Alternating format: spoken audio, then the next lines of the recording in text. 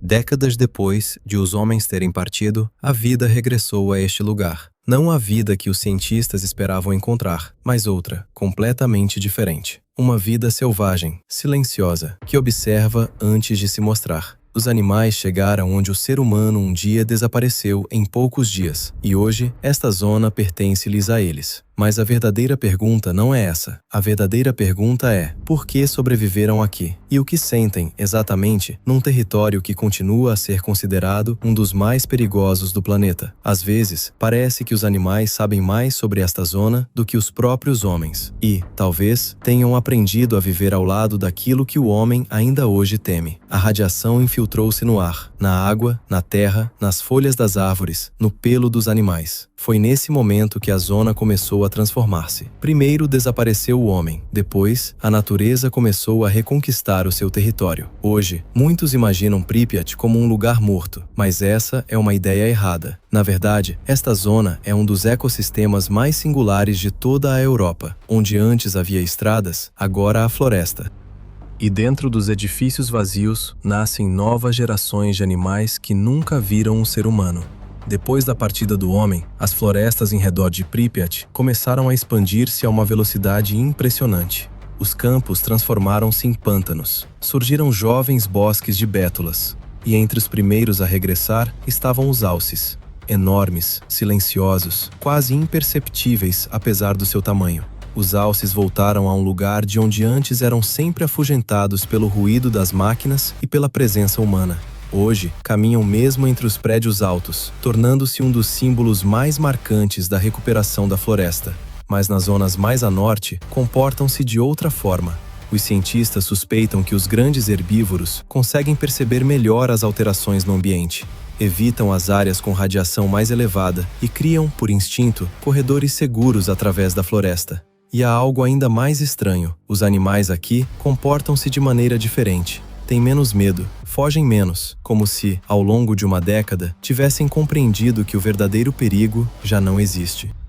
Durante muito tempo, os cientistas tentaram perceber como a radiação afetava a fauna da zona. Todos estavam convencidos de que aquele território se transformaria num deserto. Mas aconteceu precisamente o contrário. O número de muitas espécies aumentou. Para a natureza, o ser humano revelou-se mais perigoso do que a própria radiação. Quando desapareceram a caça, o corte de árvores, as estradas, as fábricas, o ruído constante, o mundo animal começou a recuperar, mesmo em condições de contaminação. Esta é uma das conclusões mais desconfortáveis a que a zona chegou. A radiação não desapareceu, continua ali, presente. Há troços de floresta que continuam mortalmente perigosos, sobretudo depois da chuva, quando as partículas voltam a erguer-se no ar. Os animais atravessam esses lugares todos os dias. Bebem água contaminada, deitam-se sobre terra radioativa, respiram esse ar e ainda assim continuam a viver. Às vezes parece que a própria natureza começou a adaptar-se ao impossível, mas não sem consequências. Nas profundezas da zona, há troços onde raramente entra sequer um stalker. Ali, a floresta parece demasiado silenciosa. As árvores antigas erguem-se como colunas negras. O musgo absorve os sons e o ar parece mais pesado. É precisamente ali que se encontram, com maior frequência, os javalis. Mas não os javalis a que os caçadores estavam habituados. Os javalis desta região são imprudentes e extremamente agressivos. Sem o contato constante com o homem, tornaram-se verdadeiramente selvagens. Escavam a terra junto às entradas dos prédios, revolvem o asfalto envelhecido, desaparecem na escuridão entre os blocos de betão, como se a cidade estivesse, pouco a pouco, a voltar a ser floresta. Há ainda outra particularidade curiosa. Na zona, os animais começam a mudar os seus percursos habituais. Alguns evitam certas áreas, mesmo quando há ali abundância de comida. Os cientistas notaram que muitos animais contornam os territórios mais contaminados. Como conseguem senti-lo, continua por explicar, mas por vezes tem-se a sensação de que estes animais captam um perigo que o homem só consegue detectar através de aparelhos. Isto é particularmente evidente nas aves. À noite, sobre Pripyat, ouvem-se quase sempre os gritos das corujas reais. Estas grandes aves de rapina começaram a ocupar ativamente o território depois da partida das pessoas. Para elas, a zona tornou-se um lugar perfeito. Silêncio, edifícios em ruínas, abundância de presas pequenas. As corujas pousam nos telhados das casas vazias, nas molduras das janelas partidas, nas gruas enferrujadas. Os seus olhos brilham na escuridão. Muitos stalkers relataram sensações semelhantes, a impressão de estarem constantemente a ser observados. Mas, na maior parte das vezes, eram justamente elas, predadoras que transformaram uma cidade humana no seu próprio território. Contudo, os verdadeiros donos da zona não se revelam de imediato. É quase impossível vê-los, mas os seus rastros estão por todo o lado. Nas últimas décadas, a população de lobos em redor de Pripyat multiplicou-se várias vezes, e já não são os lobos habituados à proximidade da civilização. Estes predadores quase não conhecem o ser humano. Caçam em territórios imensos, percorrendo dezenas de quilômetros através de florestas, pântanos e aldeias em ruínas. Alguns investigadores chamam esta zona o refúgio ideal para grandes predadores, precisamente porque aqui o homem deixou de ser o senhor absoluto. À noite, os lobos, por vezes, aproximam-se do próprio centro de Pripyat. As suas sombras deslizam entre os apartamentos onde outrora viveram milhares de famílias. E, nesse instante, surge uma sensação estranha, como se a cidade não tivesse morrido, apenas tivesse mudado de donos. Mas o mais inquietante começa no inverno. Quando a neve cobre as ruas, os rastros tornam-se particularmente visíveis. É então que se percebe quantas criaturas vivem, de facto, dentro desta zona. E, por vezes, entre essas pegadas, encontram-se marcas difíceis de explicar de imediato, como se algo enorme tivesse atravessado a cidade. Foi precisamente no inverno que os cientistas começaram a suspeitar de que, nas profundezas da zona de Chernobyl, se passa muito mais do que aquilo que os relatórios oficiais revelam. Porque atrás dos lobos vieram outros, seres que ninguém esperava encontrar ali. A sua chegada alterou todo o equilíbrio da região. A parte norte da zona é a mais fechada e a menos estudada. Há menos estradas, mais pântanos e quase nenhum rastro de stalkers. E é precisamente ali que começam a acontecer coisas difíceis de explicar, mesmo para investigadores experientes. Por vezes, grupos inteiros de veados mudam bruscamente de direção, como se evitassem algo invisível. Os lobos contornam certos troços de floresta. Até os javalis, habitualmente imprudentes e agressivos, tornam-se cautelosos e refugiam-se com mais frequência nas profundezas do bosque. Mas não foram apenas os predadores a transformar esta zona. Existe outra camada de vida, silenciosa, quase imperceptível. Pequenos animais que sustentam toda a base do ecossistema, os castores. O seu regresso foi um dos acontecimentos mais importantes depois do acidente. Os rios em redor de Pripyat começaram a mudar de curso. Os castores constroem diques, onde antes eram sistematicamente destruídos pelo homem. Agora, a água sobe, formando novos pântanos, novos corredores para aves e outros animais. E, com isso, transforma-se o próprio mapa da zona. Mas são justamente os castores que, sem o pretenderem, criam zonas de perigo. As suas barragens acabam, por vezes, por represar troços com níveis elevados de contaminação. As partículas radioativas ficam retidas na água e no lodo, e os animais que ali chegam mais tarde encontram-se presos numa armadilha invisível. Assim, a zona torna-se ainda mais complexa, não apenas perigosa, mas imprevisível. Há ainda outra estranheza. Alguns animais desaparecem sem deixar rastro. Não ficam corpos, não ficam sinais de luta, apenas espaços vazios que os outros animais deixam de utilizar. E isto levanta perguntas, porque nesta zona não existem apenas predadores e herbívoros. Existem também os necrófagos, e raramente se deixam ver, os corvos. Enormes bandos de aves negras tornaram-se uma presença permanente no céu sobre Pripyat. O seu comportamento é diferente do habitual. Quase não temem o homem, mas seguem sempre o rastro da morte. Onde quer que apareça um animal morto, os corvos são os primeiros a chegar, por vezes ainda antes dos próprios predadores. E isto cria a sensação de uma vigilância constante vinda do alto, como se a própria zona conseguisse ver tudo. Mas o céu é apenas uma parte da história. Cá embaixo, entre as ruínas, acontecem episódios igualmente estranhos. Os antigos edifícios de Pripyat transformam-se pouco a pouco em florestas verticais. E nesses espaços começaram a surgir novos habitantes. Cães guaxinim, raposas, martas. Todos eles utilizam os edifícios como uma vasta rede de esconderijos. Mas há uma espécie que se destaca de forma particular: a marta florestal. Caça em espaços estreitos. E são justamente as martas que se tornam, muitas vezes, as controladoras invisíveis do ecossistema urbano. Regulam o número de pequenos roedores e, dessa forma, influenciam indiretamente toda a cadeia alimentar. Mas o mais interessante começa quando estes animais se confrontam com novas condições. Dentro dos edifícios, a temperatura é mais estável e algumas espécies passam a preferir as ruínas à própria floresta. Assim, a cidade transforma-se em refúgio para os animais, invertendo por completo a imagem a que estávamos habituados.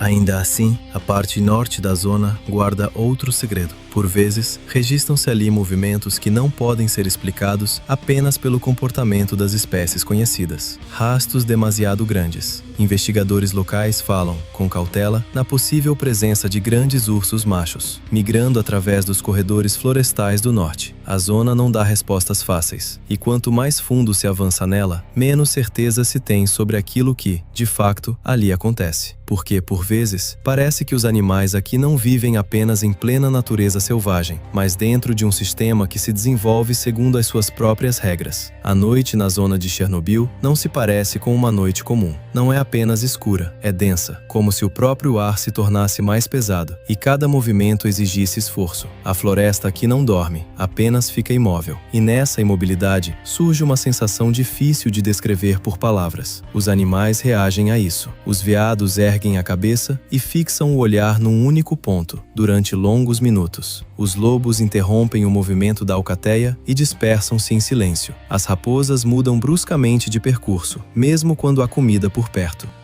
Até os corvos, por vezes, se erguem das árvores sem motivo aparente e voam para longe. E é precisamente nesses momentos que a zona revela o seu lado mais estranho, aquele que nenhuma câmara consegue captar por inteiro. Há observações que se repetem entre diferentes investigadores. Os animais reagem, sobretudo os predadores nocturnos. Os linces desaparecem dos seus percursos habituais. Os glutões afastam-se ainda mais para o interior da floresta. Até os lobos evitam certos troços, como se ali existisse uma barreira invisível. Os cientistas chamam a isto zonas de evitação, mas ninguém consegue explicar a sua origem, porque não há uma fonte identificada, não há um facto comprovado de ameaça, apenas o comportamento dos animais, que diz uma única coisa: há aqui algo. A zona não revela os seus mistérios de forma direta. Falo através das consequências. Isto é particularmente visível na parte antiga de Pripyat, onde os edifícios se erguem mais próximos uns dos outros, onde as árvores cresceram literalmente dentro dos apartamentos. Nesses locais, os animais comportam-se de forma diferente. As martas tornam-se mais agressivas, as raposas mais cautelosas. Os javalis evitam as ruas abertas, e os corvos reúnem-se em bandos enormes sobre os telhados. Como se a cidade voltasse a ser o centro de alguma coisa, mas já não de algo humano. E, nesse novo sistema, surge ainda outra camada importante: os pequenos roedores. Os ratos do campo tornaram-se a base de toda a nova cadeia alimentar. O seu número cresceu de forma acentuada depois do desaparecimento das pessoas. Não há venenos, não há gatos domésticos no sentido habitual, e isso deu-lhes uma vantagem clara. Mas, junto com esse crescimento, veio também o aumento dos predadores, e o equilíbrio voltou a reajustar-se. A natureza não gosta do vazio. Cada aumento de uma espécie cria automaticamente pressão sobre outra, e esta zona transformou-se num laboratório perfeito desse processo. Mas há ainda outro fator que torna tudo mais complexo: a água. Os rios e os pântanos em redor de Pripyat mudaram mais do que os cientistas alguma vez esperaram. Os castores continuam a construir as suas barragens. A água acumula-se, formam-se novas zonas de estagnação, e nesses locais começa outro processo: o desenvolvimento de anfíbios e insetos. As rãs multiplicaram-se de forma notável. O seu coachar chega por vezes a preencher zonas inteiras da floresta durante a noite. Enxames densos de mosquitos pairam sobre os pântanos. As aves usam-nos como fonte de alimento. E assim se forma um novo ciclo de vida. Quanto mais fundo se entra na zona, menor é a estabilidade. Em alguns lugares, tudo floresce. Noutros, reina o vazio. Como se o ecossistema não fosse um todo único, mas sim um mosaico de fragmentos, cada um vivendo segundo as suas próprias leis. E é precisamente isso que mais assusta os investigadores, porque um sistema assim é difícil de prever. Pode mudar subitamente sem uma causa aparente. Por vezes, basta uma única estação do ano para que a floresta já não seja a mesma. Mas há ainda algo que nem a ecologia, nem a radiação conseguem explicar. Os stalkers mais experientes chamam-lhe, simplesmente, a sensação de presença. Aquela sensação de caminhar pela floresta e perceber que não se está sozinho, mesmo quando os aparelhos indicam um vazio absoluto, mesmo quando não há à volta nenhum movimento visível. Essa sensação intensifica-se à noite, sobretudo quando há nevoeiro. E é justamente aí que os animais se comportam com a máxima cautela, como se soubessem mais do que nós, como se ouvissem algo que o ser humano é incapaz de captar. E, por vezes, surge o pensamento de que existe, nesta zona, um outro nível de vida que influencia tudo o resto. Talvez seja essa a pergunta que cada visitante acaba por levar consigo. Será que, colocados perante o desconhecido, confiaríamos mais nos nossos instintos ou nos aparelhos que carregamos? Quanto mais perto do centro de Pripyat, mais forte se torna essa sensação, como se a própria cidade estivesse a observar. E é nesse momento que se compreende. A história desta zona não é apenas sobre animais, radiação e natureza. É a história de como o espaço começa a viver segundo as suas próprias leis. E o ser humano, nessas leis, deixou de ser uma parte obrigatória. No centro da zona de Chernobyl, não existe a sensação de centro. Não há um ponto onde se possa dizer, é aqui que tudo começa. Existe apenas um silêncio que cresce, cada vez mais denso. E quanto mais perto se está de Pripyat e das antigas instalações da central, mais forte se torna essa sensação. A floresta aqui é diferente, mais densa, mais escura e parece mais velha do que ela própria. As árvores crescem demasiado próximas umas das outras, entrelaçando as raízes, de tal forma que o próprio chão se torna instável sob os pés. Mais fundo, na zona de exclusão, onde as ruas de betão foram há muito engolidas pela erva, começa um território que já não se pode chamar simplesmente floresta, já não é cidade, nem é natureza no sentido habitual. É um híbrido, um sistema que vive segundo as suas próprias regras. E é precisamente aqui que surge um dos predadores mais discretos desta nova Pripyat, o lince.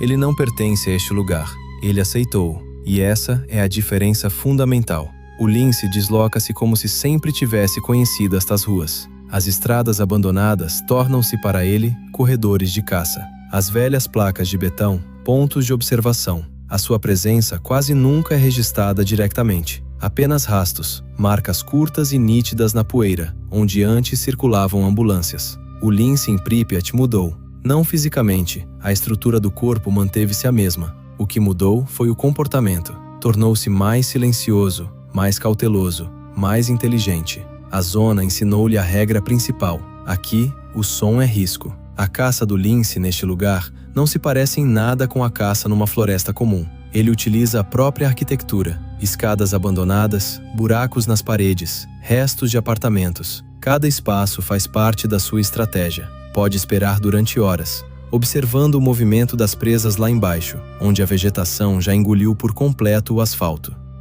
Mas Pripyat não transformou apenas os predadores, transformou também as presas. E é por isso que caçar aqui se tornou mais difícil. As presas neste lugar não são fáceis. Neste ecossistema, sobreviveram espécies que aprenderam a viver sem o homem, mas junto das suas ruínas. Tornaram-se mais cautelosas, mais rápidas e menos previsíveis. E o lince é obrigado a adaptar-se a esta nova lógica de movimento, porque em Pripyat, o perigo não vem apenas de outros predadores, vem do próprio ambiente, desabamentos, buracos no chão e a incerteza sobre o que pode esconder-se na escuridão. Se o lince se tornou o símbolo da discrição em Pripyat, a raposa é o símbolo da adaptação. Ela não caça a partir da sombra da cidade, ela torna-se parte da própria superfície da cidade e, ao contrário de outros predadores, não evita o ser humano, ou melhor, aquilo que dele restou. A raposa de Pripyat já não se parece com o animal cauteloso de floresta a que estávamos habituados. O seu comportamento tornou-se quase urbano. A principal mudança não ocorreu no corpo, mas na estratégia de sobrevivência. A raposa deixou de depender da caça no sentido clássico.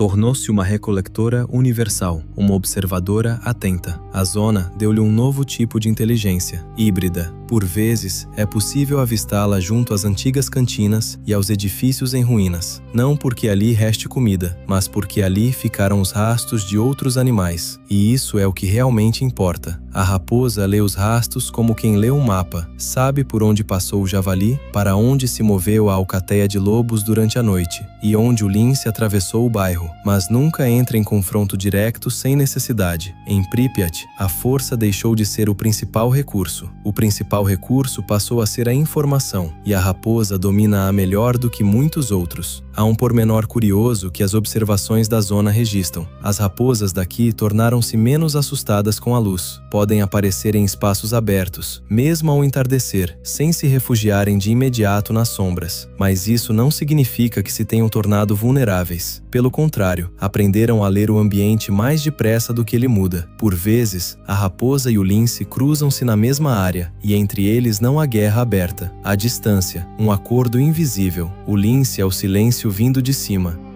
A raposa, o movimento vindo de baixo.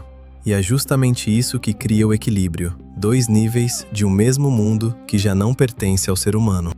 Quando a noite cobre completamente Pripyat, a raposa torna-se quase invisível. A sua silhueta dissolve-se entre a erva, as placas de betão e as sombras dos edifícios. E apenas os olhos, por vezes, denunciam a sua presença, como um sinal de que a vida ali não apenas se manteve, ela reorganizou-se por completo. Raposas, lobos, javalis. Cada um deles deixa a sua marca nesta nova ecologia. Mais fundo, na zona de exclusão, onde as ruas de betão foram há muito engolidas pela erva, começa um território que já não se pode chamar simplesmente floresta. Já não é cidade, nem é natureza no sentido habitual. É um híbrido, um sistema que vive segundo as suas próprias regras. Restam apenas aqueles capazes de sobreviver em plena incerteza. Mas é precisamente aqui que se registram as observações mais raras. A água comporta-se de forma diferente. Já não há o som habitual da vida, apenas ondulações esporádicas, cuja origem é impossível determinar com exatidão. Os investigadores começam a falar não já de biologia, mas do comportamento de todo o sistema, como se de um único organismo se tratasse. A zona deixa de ser apenas um território, torna-se um processo. E, nesse processo, cada espécie desempenha o seu papel. Os predadores controlam o número de presas, os herbívoros moldam a paisagem, os necrófagos limpam o sistema, as aves ligam o espaço a partir do alto. E tudo isto funciona sem qualquer gestão humana. E é nisso que reside o grande paradoxo de Chernobyl. Este é, ao mesmo tempo, um lugar que morre e que renasce, que apaga o passado e cria uma nova forma de vida. E ninguém sabe verdadeiramente como tudo isto vai terminar. Porque processos como este não têm um ponto final, apenas continuidade. Talvez seja essa a pergunta que fica no ar quando pensamos nestas paisagens que outrora conheceram famílias inteiras, ruas cheias de vida, crianças a brincar. Teria valido a pena, se pudéssemos escolher, deixar a natureza reconquistar aquilo que um dia foi nosso? Ou há, nesta perda, algo que nunca deixaremos de lamentar, por mais que a floresta cresça e a vida selvagem regresse? E, algures no fundo da floresta, entre ruínas e pântanos, a vida continua em movimento, silenciosa, invisível, e há já muito que deixou de depender do ser humano.